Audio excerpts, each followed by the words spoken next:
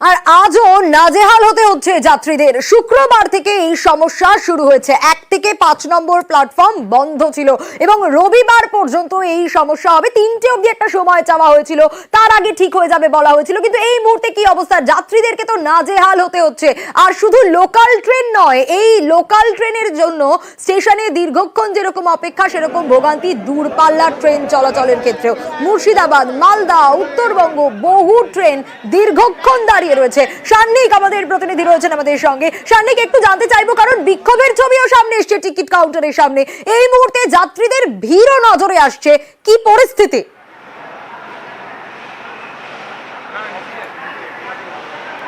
দেখো, রেলের তরফে দাবি করা হয়েছে 12টার পর থেকেই যে কাজ ছিল সেই কাজ সম্পূর্ণ করা সম্ভব হয়েছে এবং আর অল্প কিছুক্ষণের মধ্যেই সব পরিষেবা কিন্তু একেবারে স্বাভাবিক করে দেওয়া যাবে। আমাদের সঙ্গে রয়েছেন শিয়ালদা ডিআরএম सर, आपको स्वागत करना चाहेंगे। और सबसे बड़ी बात जो है, आज आप लोगों का जो काम था वो खत्म हो गया है। अभी कितने देर में पूरा सिस्टम नॉर्मल करना पॉसिबल होगा? बस अभी जो हम लोगों ने अपना नॉर्मल सिस्टम पे अपने ट्रेन वर्किंग को रिस्टोर कर लिया है।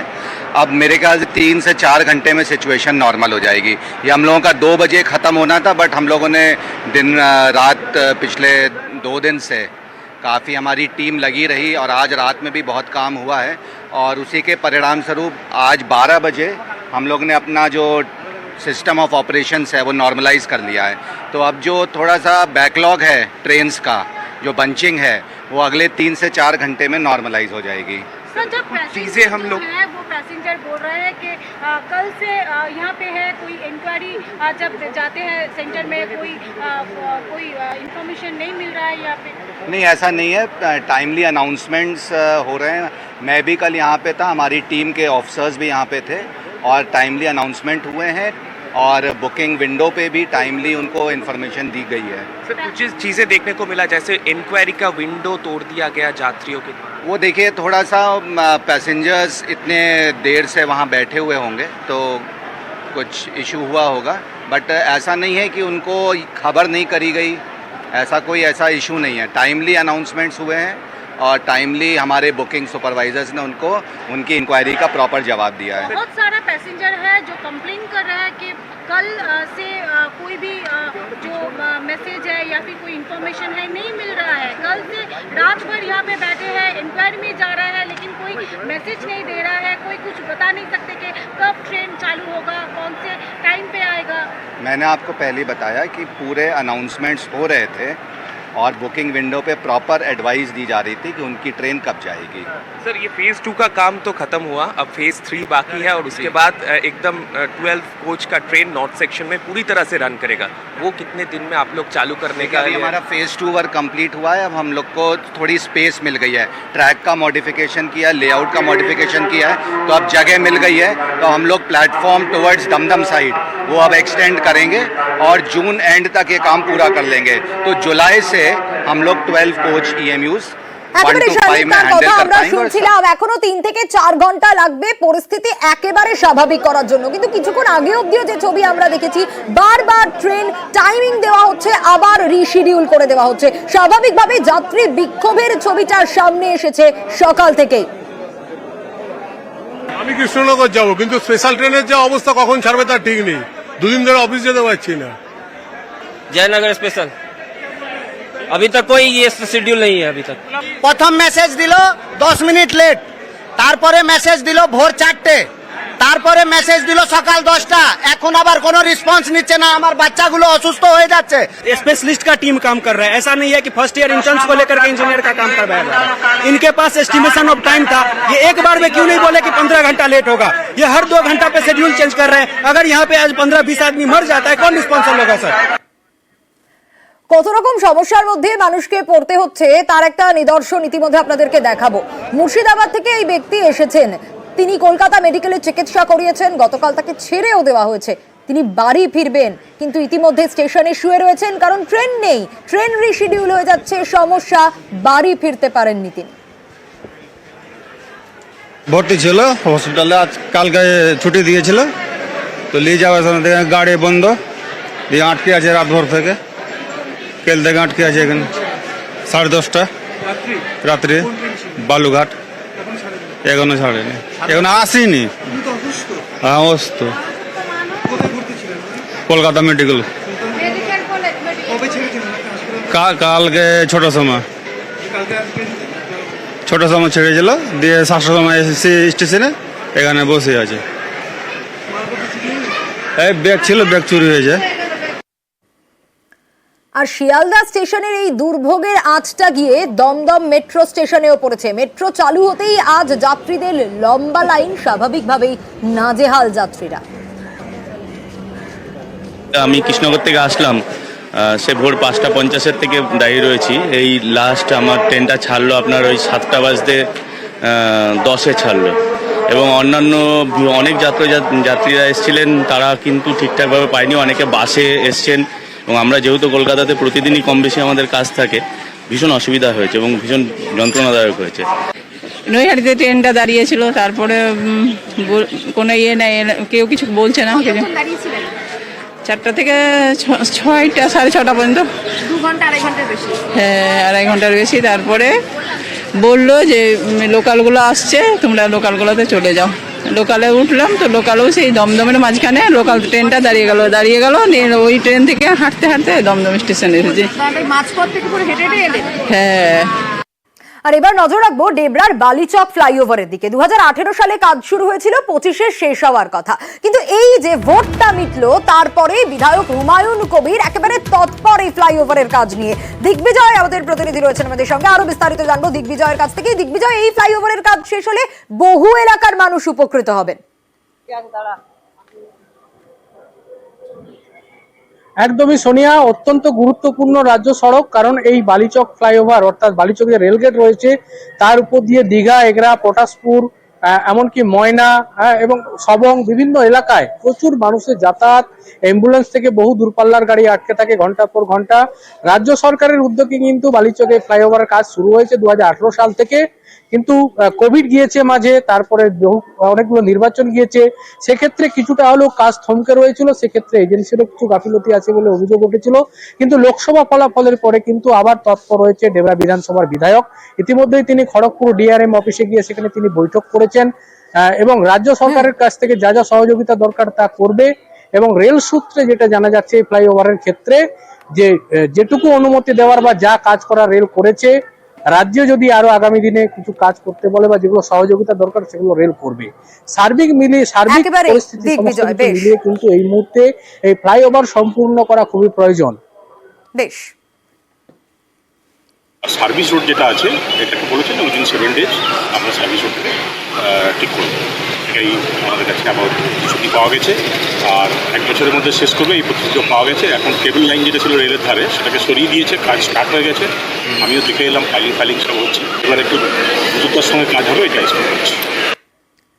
ডেঙ্গি আর ডেঙ্গির পর ম্যালেরিয়া, 2 মাসে 200 পার জলপাইগুড়িতে। খুব স্বাভাবিকভাবেই সেখানকার মানুষজনের মধ্যে চিন্তা গ্রাস করবে, তা আর বলার অপেক্ষা রাখে না। কিন্তু এই পরিস্থিতি কেন তৈরি হলো, কি ব্যবস্থা নেওয়া হচ্ছে, একটু জানার চেষ্টা করব।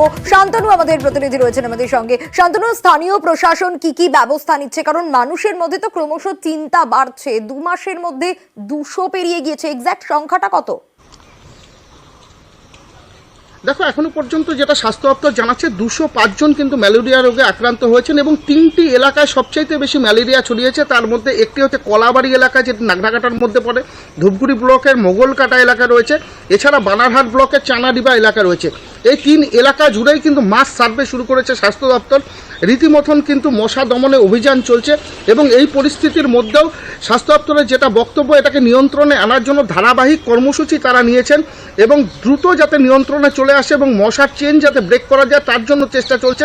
ইতিমধ্যে পতঙ্গ বিশেষজ্ঞদের একটি দল এই 3টি এলাকা ঘুরে কিন্তু মূল কোন মশা আক্রান্তের সংখ্যা বাড়িয়ে দিচ্ছে সেই নিয়ে তথ্য তালাশ করে, তাতে 5 প্রজাতির মশাকে তারা আটক করে, যেটা পরীক্ষা নিরীক্ষা করে জানাচ্ছে প্রশাসনের তরফ থেকেও ব্যবস্থা নেওয়া হচ্ছে। বেশ, হচ্ছে আমাদের আর্লি ডায়াগনোসিস, 2 নম্বর প্রম্পট ট্রিটমেন্ট, 3 নম্বর অ্যাওয়ারনেস, সেটা হচ্ছে মশারি ব্যবহার করা।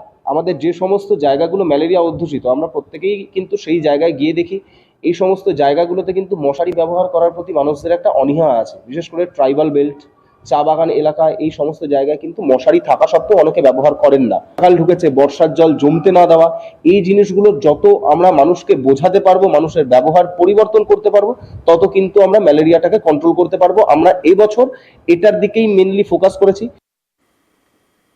পাকাপাকি ভাবে বর্ষা এখনো আসেনি, কিন্তু তার আগে ডেবরার যদি ছবিটা আপনারা দেখেন, নিকাশি নালা একেবারে ভরে গিয়েছে। ভরে গিয়ে দুর্ভোগ এবং স্বাভাবিকভাবে জমা জল, আর তাতে দুর্গন্ধ, অতিষ্ঠ স্থানীয়রা, অতিষ্ঠ ব্যবসায়ীরাও। কিন্তু কি ব্যবস্থা নেওয়া হচ্ছে, কেন এই পরিস্থিতি, দিগ্বিজয়ের কাছ থেকেই জানবো। দিগ্বিজয়,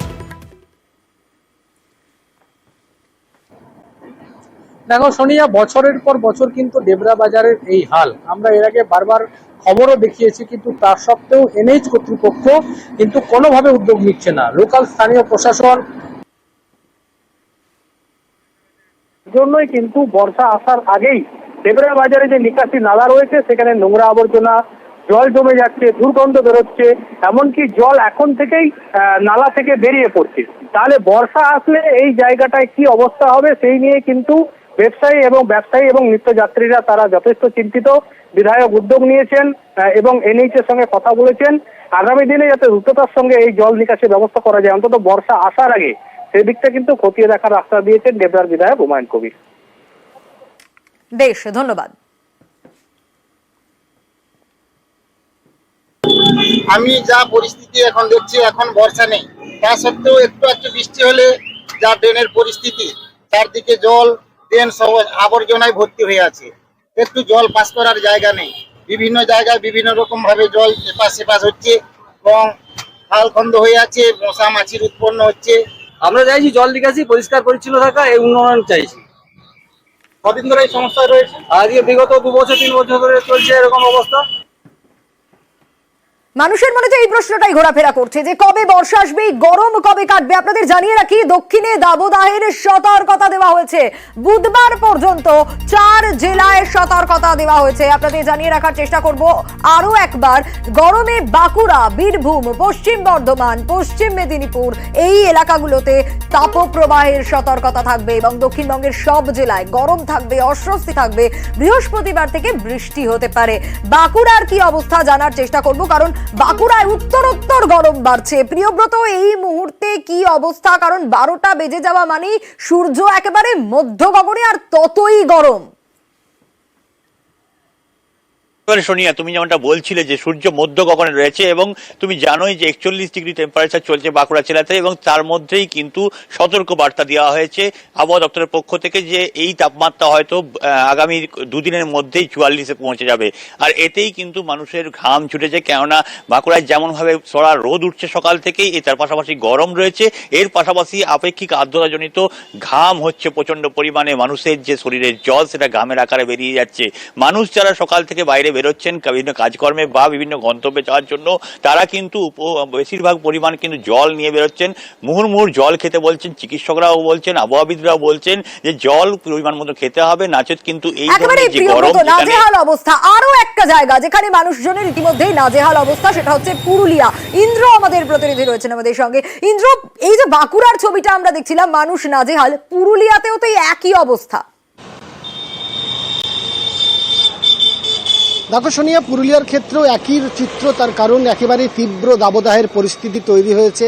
ভ্যাপসা গরম, অস্বস্তিকর গরমে নাজেহাল জেলার মানুষ, এবং জেলার মানুষ চাইছে একটা বৃষ্টি হোক। আর বৃষ্টি না হলে, এই তাপমাত্রা না কমলে একেবারেই যে সমস্যা হচ্ছে জেলার মানুষের, সেই সমস্যা থেকে মুক্তি পাবে না। ইতিমধ্যেই 41 ডিগ্রি তাপমাত্রা বেরিয়ে গেছে এবং এই তাপমাত্রা দিনে দিনে যেভাবে বৃদ্ধি পাচ্ছে, তাতে বৃষ্টি না হলে মুক্তি নেই এবং সাধারণ মানুষ একেবারে বাইরে খুব প্রয়োজন ছাড়া বেরোচ্ছে না। বৃষ্টি না হলে মুক্তি নেই। বেশ ইন্দ্র, আরো একটা জায়গায় আমরা নজর রাখবো। অবশ্যই ঝাড়গ্রামের দিকে আমাদের নজর রাখতে হবে, তার কারণ এই ঝাড়গ্রাম, সেখানে এমন পরিস্থিতি যে 41 ডিগ্রির কাছাকাছি তাপমাত্রা। রাজু, সূর্য মধ্য গগনে এই মুহূর্তে ঝাড়গ্রামের টেম্পারেচার কত? মানুষ তো নাজেহাল। একদমই, কারণ এই মুহূর্তে যে তাপমাত্রা রয়েছে তাতে প্রায় 42 ডিগ্রি তাপমাত্রা রয়েছে এবং গতকাল যে তাপমাত্রা ছিল সেই তাপমাত্রা থেকে অনেক অধিক রয়েছে।